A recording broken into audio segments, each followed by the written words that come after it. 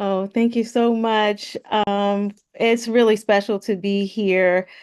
I am thinking about the 250th anniversary for Adderley. I'm also thinking about a critical life-changing moment for me as I developed as a researcher during the incubation period, I think, of CPO, which actually converged with September 11th, 2001. And Jane, you might remember this, but it had started as a point of curiosity about the reflected best self exercise. A couple of months before, Jane approached me as a doctoral student and said, "Hey, Bob Quinn and I, we've been working with this tool, the reflected best self exercise, and we just want to understand more about why it has such a powerful impact." So it really began as an exciting and hopeful point of curiosity. And then we had this critical moment in world history, particularly in US history. And we had a meeting on September 12th. Jane Dunn, Emily Heafy, who had come in as a doctoral student at that point, and I had a meeting on the calendar to talk about this research project about this best self thing, which you all know what that looks like now. Um, but we obviously didn't talk about that.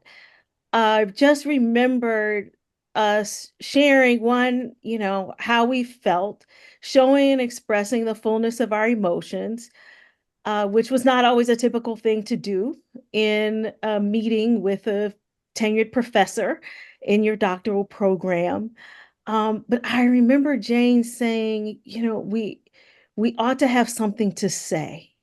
We ought to have something to say in this moment. And Jane was in close conversation with Peter Frost at that time in the Compassion Lab, and also had been building really powerful work on positive relationships, which continue to grow and develop and flourish over the years. But at that critical moment, I felt that there was a shift between taking this on as an intellectual curiosity and deciding that we were all in, that in order to do this work, we were going to be open to feeling whatever it was that we were finding. And so then we started from there to experience the appeal of positivity that Barb Fredrickson referenced in her six pillars, and seeing the momentum starting to grow and develop and being an attractor. But there was one foundational principle that we had not put in place yet around building community and developing researchers, and that was a shared language.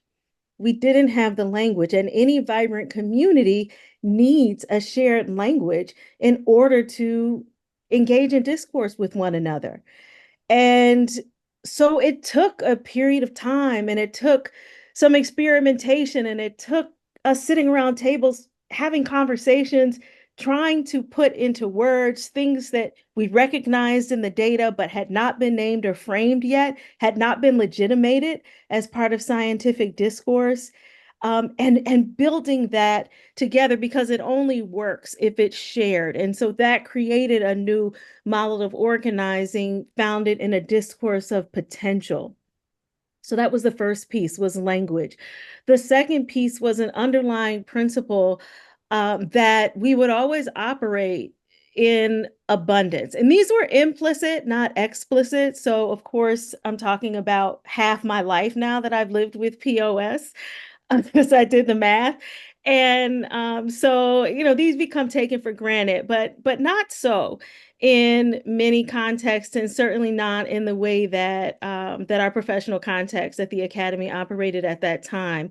It required the generosity that Arna just spoke of, and that generosity only emerged because we fundamentally believed that there were so many exciting questions, that there was so much uncharted terrain in this space, that there was room for all of us to come in and to engage. And so I still see that in the incubator with the principles of open chat and sharing your ideas and questions and not being territorial, not trying to hoard them, not trying to keep them or sequester them away so that you can sort of get the one up as the smartest person in the room, but rather let's come together, let's build insight together, let's share, let's talk.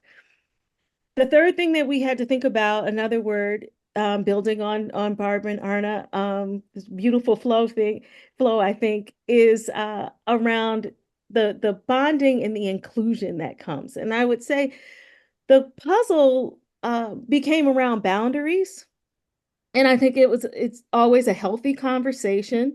There were times when it requires a critical perspective and recognizing that there are some people who wanted to be a part of the conversation, but didn't quite yet know how to get in. And so we look over 250 generator sessions and we can see how we've worked hard over a 20-year period to try to be more welcoming across time and across place. I think the harder boundary actually was around topics of discussion and what one considered positive or not positive, which is also something that we're even thinking about still today. And I would say is probably one of the most powerful and productive questions that we can ever have in our spaces together. It went beyond what we would easily identify as the scientific study of human strengths and assets to looking at positive organizing. And so, how we respond to moments of crisis, to moments of grief, to moments of loss, to moments of trauma, how we grapple with some of the most profound and polarizing issues in society then, which have only become more intense today, those of social stratification, those of political division, those of racial, gender, disparity and inequality. What is the space for those conversations within this community? And we've worked hard to try to bring that in. So the last principle, I think, is trust, because the idea of coming with a half-baked idea is like the core premise of our research incubators. So it doesn't have to be polished. You don't have to have all of the answers. It's intended to be a work in progress. And that really is the ultimate, I think, act of leading with humanity, which is where we anchored on that conversation September 11th, 2001. How do we lead with humanity in this moment? And I think still here in our work together, thinking about the humility and the vulnerability that's required for us to lead with humanity. So the final thing I will say is in emphasizing, of course, the power and the importance of words and discourse and shared language and concepts and frameworks and presentations and so forth, that, trust is not just a feeling or a belief, but it is also an act. And so thinking about the number of actions and number of moments that we have been willing to take, even in the times when we have felt that our words were perhaps not enough, we remain committed to acting louder. And for that, I am deeply grateful.